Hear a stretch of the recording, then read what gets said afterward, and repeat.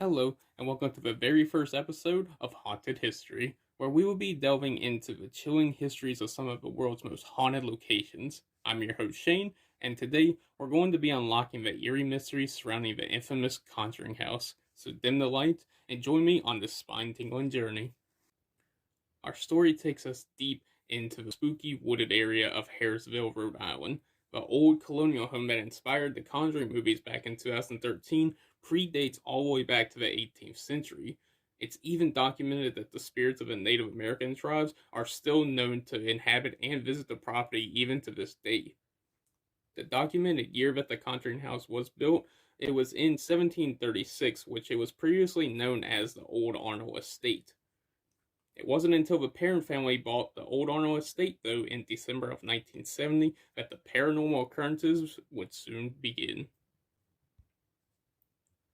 Andrea Perron recalls that the paranormal encounters started the very first day that her and her family members moved into the home, and then they lasted the entire time the Perron family lived there, all the way up until the time they moved out in June of 1980.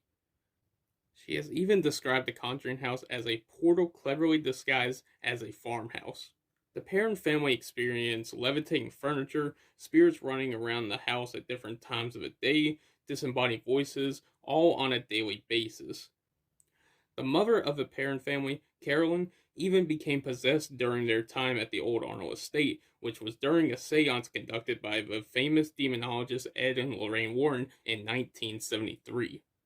Andrea even recalls witnessing her mother speaking in an otherworldly language, and as her mother spoke in these tongues, her chair levitated before she was flung across the dining room.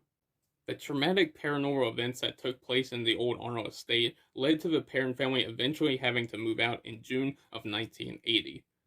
Today, the Conjuring House still holds many untold stories and has earned a phenomenal reputation, especially among the paranormal investigative community. Whether you believe in the paranormal or the supernatural, the Conjuring House will remain a haunting enigma for many years to come. Who knows if the mysteries will ever be truly solved, and will the occurrences ever be fully explained? But until next time on Haunted Histories, I'd like to thank you for joining me on this spine-tingling history of the Conjuring House.